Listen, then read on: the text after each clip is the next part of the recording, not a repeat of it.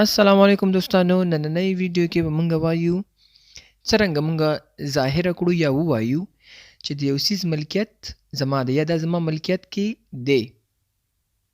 لومړی مثال داسې دی چې زه یو موټر لرم یا دا موټر زما ملکیت کې دی یا زما ملکیت دی. نو څنګه وایو؟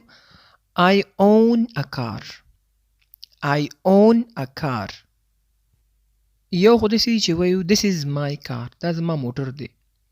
خو ښه طریقه دا ده چې مثال یو ځای کې ته ظاهرې چې I own a car یعنې زه یو موټر لرم یا ما سره یو موټر شته. نو ته ویلی شي I own. I own مونږه استعمالو.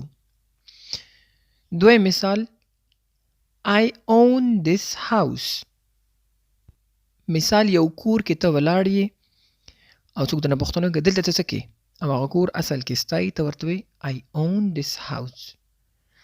زه دا کور لرم یا دا کور زما دی. یعنې ته هغه ځای کې ملکیت ظاهرې چې دا زما دی. I own this house. زه دا کور لرم یا دا ویلی شي چې دا کور زما دی. ما مخکې هم ویلی شي چې this is my house. دا زما کور دی.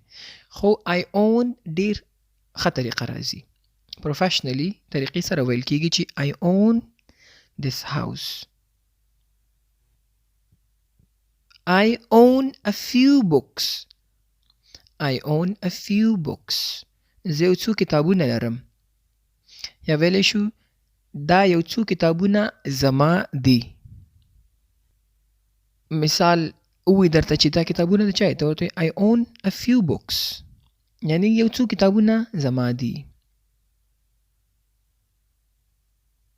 He owns a dog and cat. He owns a dog and cat. هغه یو سپی او پیشو لري. یا دا سپی او پیشو د هغه دي. He owns مونږه سمپل پریزنټ ټنس کې ویل کېږي چې کله هم he she it راشي نو ورب سره s اضافه کېږي. نو he owns راځي. ټول نه اخره I own a bike. I own a bike. زه یو بایسکل لرم یا دا بایسکل زما دی. نو تکراری به ویم چې کله هم ته ظاهرې یا وایې چې دا څیز زما دی یا زما ملکیت کې دی نو ته ویلی شي I own a bike. I own a house. I own a car. دا جملې دي.